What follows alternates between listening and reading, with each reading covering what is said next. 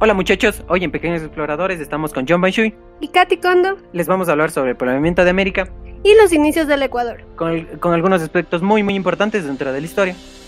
Muy bien chicos, continuando con la historia, sabemos que el hombre primitivo viajó al continente americano. Esto lo hizo por el principal motivo que fueron las glaciaciones, que son la baja desmedida de la temperatura, lo que permitió la movilidad y el intercambio del continente.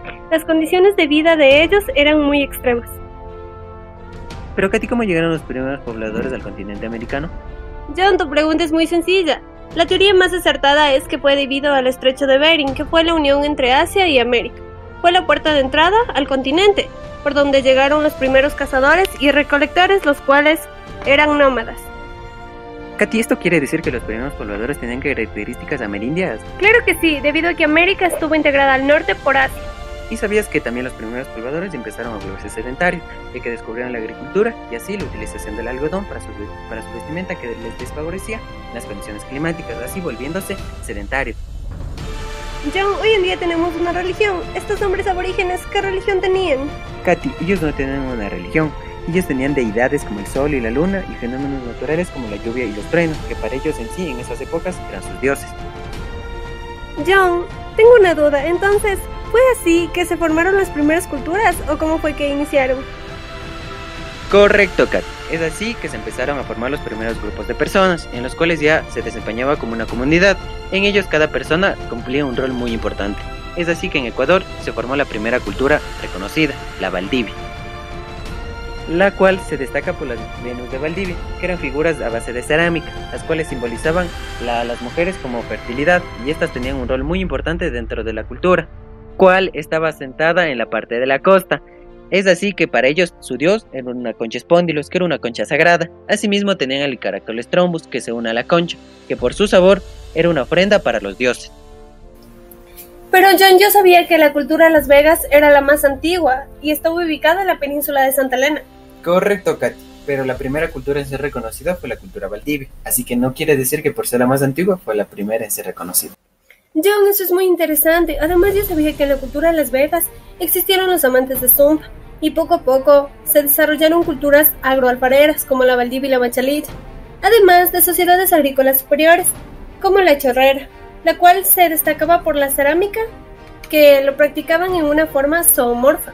John, de igual manera se desarrollaron culturas de la sierra como la Cerro Nariño, la Lausí o la Cotocollao, y se desarrollaron sociedades agrícolas supracomunales.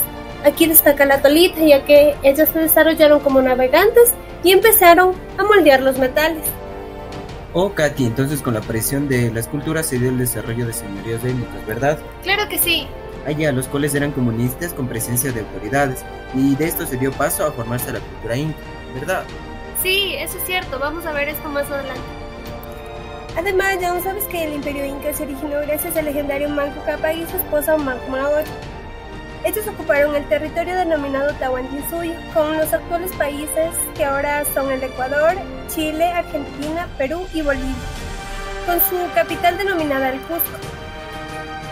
Tenían en esa época una organización social en la cual el Inca era la persona más importante y el resto de personas ubicadas en ellos. Ellos trabajaban los metales y su metal más preciado era el oro. De esta forma también tenían un código moral, el cual era no robar, no mentir y no ser perezoso. Asimismo, para llevar las cuentas tenían los quipus, que era un sistema básico de cuerdas y nudos. Vaya, todo eso es muy importante, John, pero tú sabes que después de todo ese tiempo llegaron hombres blancos acá a América y así inició la conquista. Estos hombres estaban impulsados por la codicia, ya que buscaban oro y se enteraron que aquí había. Todo esto estaba liderado por Francisco Pizarro. Así Atahualpa, siendo el líder de los incas, conoció a Francisco Pizarro, a quien confundió como una deidad debido al color de su piel. Posteriormente, Francisco Pizarro quería conocer la ubicación exacta del dorado y de todo el oro que poseían. Por ello es que tuvo que someter a Atahualpa y encerrarlo. Pero Katy, ¿por qué tenían una interdependencia Pizarro y Atahualpa? Sabes, John, esto fue debido a que Atahualpa quería preservar su vida y Pizarro quería encontrar el oro. Ah, ya, por esta razón es que Atahualpa ofreció hasta a su hermana, ¿verdad? Pero me acuerdo que poco a poco su dependencia del uno al otro fue desapareciendo. Es así que al final Atahualpa murió estrangulado, siendo bautizado como nombre cristiano de Francisco, dando así, con la muerte de él, el fin del imperio incaico. Por cierto, Katy, ¿sabías que mientras se daba la conquista aquí en América, acontecían muchos sucesos importantes en España? Claro que sí, John.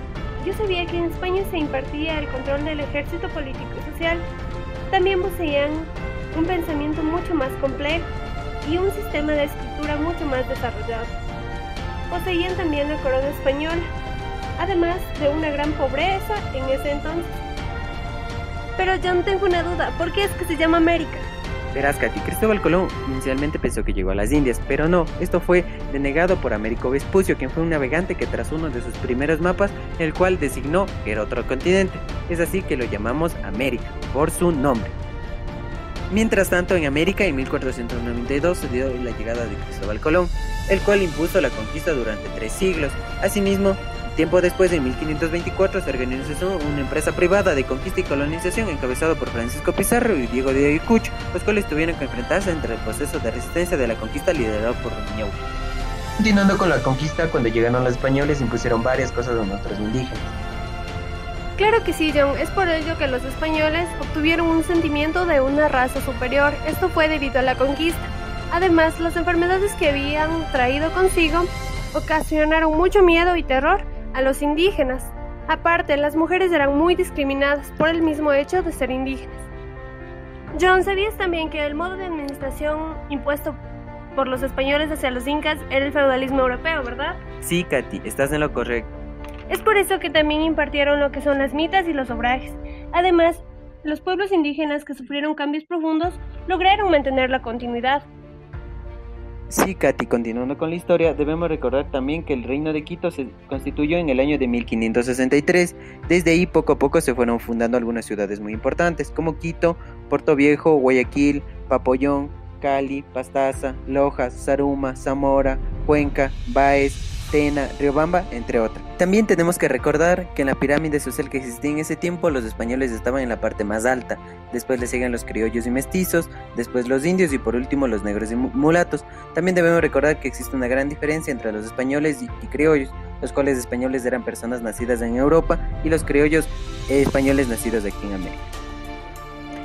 Dentro de esta rebelión ingresa un gran personaje, el cual es Eugenio Espejo. Él ha tenido ideas liberales contra los españoles, es así que empieza a compartir cada uno de los derechos que tenían los indígenas en esa época en el primer periódico ecuatoriano, Premisas de la Cultura Quiteña. Esto sirve de base fundamental para nuestros defensores, los cuales tenían ideas independistas en un futuro. Otro de los grandes personajes con ideas independistas es el padre Juan de Velasco, un religioso e historiador nacido en Riobamba el 6 de enero de 1725. En el año de 1753 obtuvo su doctorado y ordenación sacerdotal en la Pontificia Universidad San Gregoriana. Entre sus obras principales se destacan la historia moderna del Reino de Quito y crónica de provincias de campaña en 1789, así también como el Tratado de Física, la Carta Gregoriana del Reino de Quito, entre muchas obras súper importantes. Es así que con las ideas independistas de Eugenio Espejo y el padre Juan de Velasco, muchas personas se reunieron en el Valle de los Chillos en el mes de diciembre para organizar y compartir diferentes ideas sobre cómo terminar con el yugo español. Pero poco a poco las personas que tenían ideas independistas se fueron desintegrando. Es así que Manuela Cañizares organizó una reunión en su casa para motivar y dar por fin el primer grito de independencia el 10 de agosto de 1809. Pero casi un año después del primer grito de independencia, se reunió a todas las personas que eran líderes del proyecto de independencia de hace un año, con lo cual los militares los estrangularon y hubo una masacre el 2 de agosto de 1810. Al ver esta masacre, Simón Bolívar le declara la guerra a muerte a España. Tiempo después, el 24 de mayo de 1822, se da la gran batalla de Pichincha, en la cual fuimos libres y en esta batalla existieron dos personajes muy importantes, Antonio José de Sucre, que fue un venezolano quien luchó hasta el último para liberarnos, y también Abdón Calderón, que fue uno de los personajes muy importantes y murió en la batalla. Es así que con esto nos liberamos del yugo español. Al liberarnos de los españoles, Simón Bolívar formó la Gran Colombia, que era la unión de 3 países, Ecuador, Colombia y Venezuela, la cual no duró por mucho tiempo, ya que tiempo después se independizaron. Con esto terminamos la gran historia.